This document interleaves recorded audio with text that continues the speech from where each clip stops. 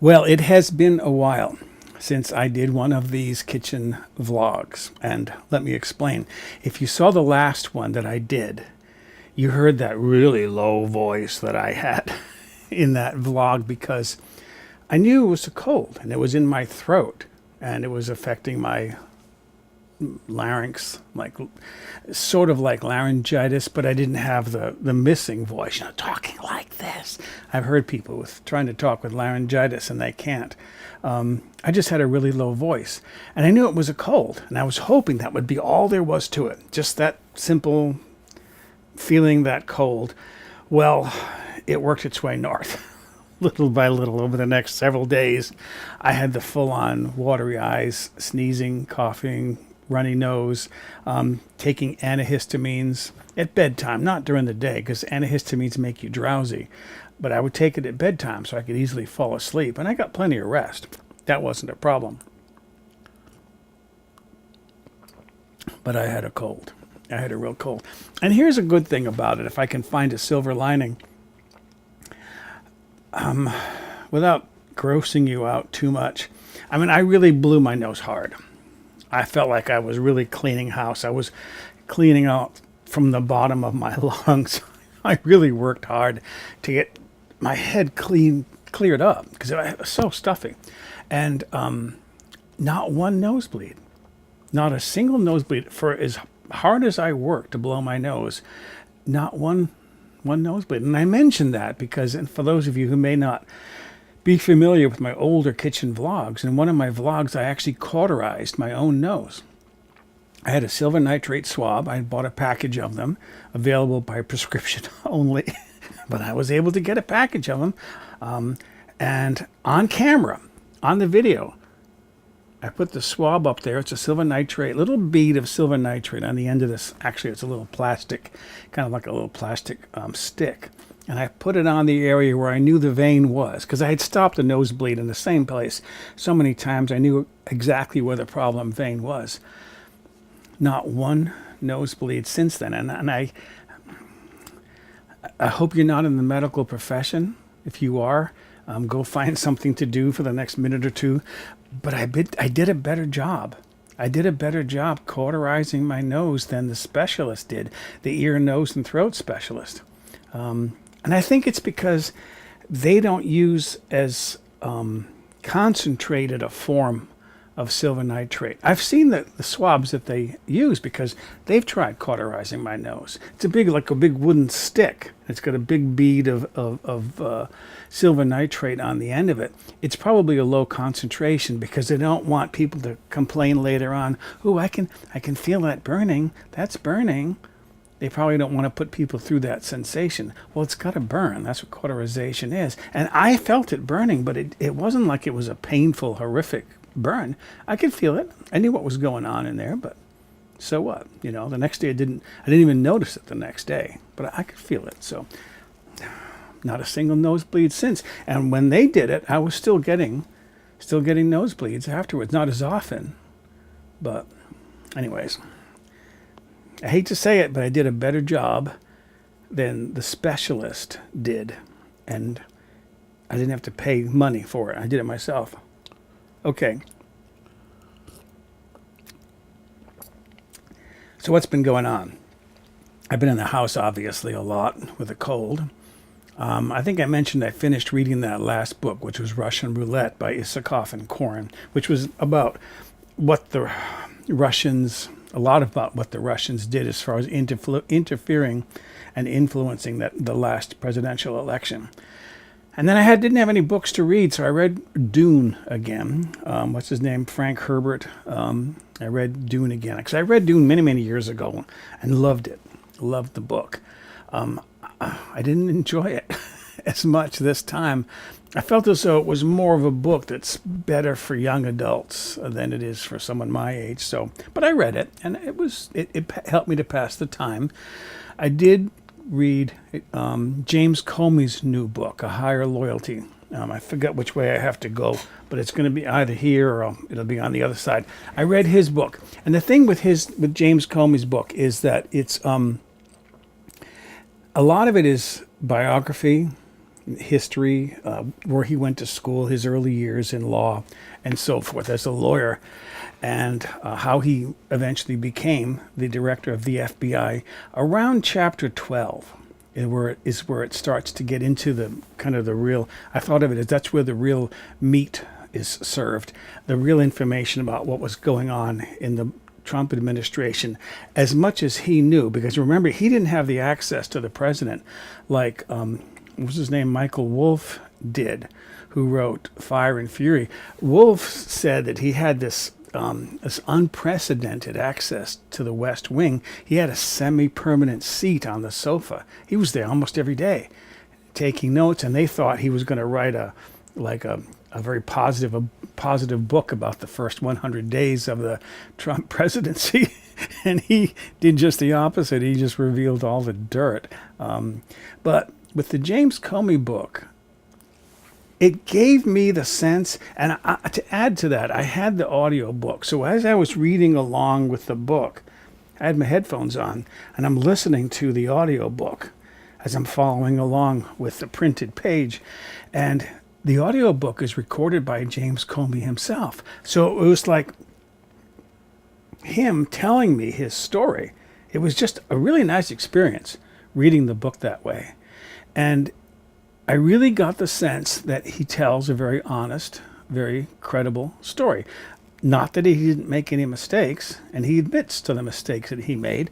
He shouldn't have handled, he realized, the Hillary Clinton email situation the way he did. He felt as though he had to do what he did, but on second thought, maybe he could have found a better way. It just, he realized the problems that it caused, and it was one of those no-win situations. He wasn't going to get out of that one clean anyways. But one thing I did appreciate in reading the book, and it was kind of a couple of things I appreciated in reading the book, was that he said that, you're all familiar with Edward Snowden. He was the one that revealed how the NSA was snooping on everybody, emails, cell phone, text messages, websites, snooping on everybody. And he revealed all that. He said that gave the people, once that was cleaned up, it gave the people of America a better sense of privacy. However, it reduced our security, because he said not only did we learn that the NSA was possibly snooping on us, but so did the terrorists and the crime bosses, that sort of thing. And they went underground. He said a lot of the information that they were able to track before, to be able to see in advance where a terrorist attack might happen next, that all dried up.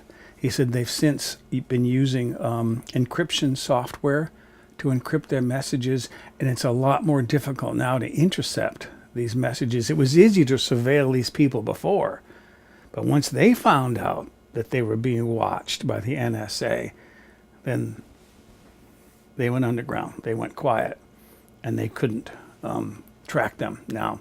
So that wasn't good news for me. I was disturbed by the attack on September 11th, and I would hate to see something like that happen again. I hope it never will. I like the idea of feeling secure.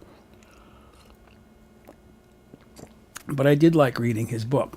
The other thing I wanted to mention about it was that, and this kind of helps to explain why Trump is so upset about the investigation into the Mueller investigation into Russian interference.